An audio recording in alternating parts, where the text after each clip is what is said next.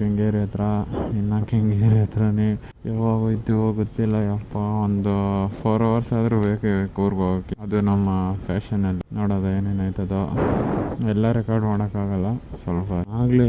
ಅಪ್ಪ ಸ್ವಾಮಿ, ಹೆಲ್ಮೆಟಿಂದ ತಲೆಯಿಂದ ಕಿತ್ಕೊಂಡ್ಬತ್ತೈತೆ ಸೆಕೆ ನೀರು. ಯಪ್ಪ ಪೊಲೀಸು ಅಣ್ಣ, ನನ್ನ ಕೈಲಿ ಆಯ್ತಾ ಇಲ್ಲ.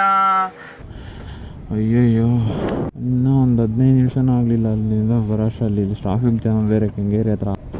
ಯಾವಾಗ ಬಂದರೂ ಇದೆ, ಸ್ವಿಗ್ಗಿ ಮಾಡ್ಬೇಕಾದ್ರೂ ಇದೆ ಗೋಳು. ಇದು ಇವಾಗೂ ಹಿಂಗೆ. ಹೆಲ್ಮೆಟ್, ನನ್ನ ಹೆಲ್ಮೆಟ್ ಇವತ್ತು ನೋಡ್ತಾ ಇದ್ದೀರಾ ನೀವು, ನೋಡ್ರಿ ಹೆಂಗೈತೆ. ಎಲ್ಲ ಪ್ಯಾಕಪ್ ಮಾಡಿದ್ದೀನಿ ಗೈಸ್. ನೋಡಿ ಗೈಸ್ ಹೆಂಗೈತೆ ಹೆಲ್ಮೆಟು, ನೋಡ್ಬಿಟ್ಟು ಹೆಂಗೈತೆ ಅಂತ ಕಮೆಂಟಲ್ಲಿ ಕಮೆಂಟ್ ಹಾಕ್ರಿ. ನೀವು ಅಂದ್ಕೊಂಡಿರ್ಬೋದು ನನ್ನ ಹತ್ರ ಯಾವುದೋ ಚೆನ್ನಾಗಿರೋ ಹೆಲ್ಮೆಟ್ ಇರ್ಬೋದು ಅಂತ, ಬಟ್ ಅದಲ್ಲ. ಬ್ರಿಡ್ಜು ಹೋಗ್ತಾ ಇದ್ದೀವಿ. ನಿಜವಾಗ್ಲೂ ತುಂಬ ಕಷ್ಟ ಆಗುತ್ತೆ.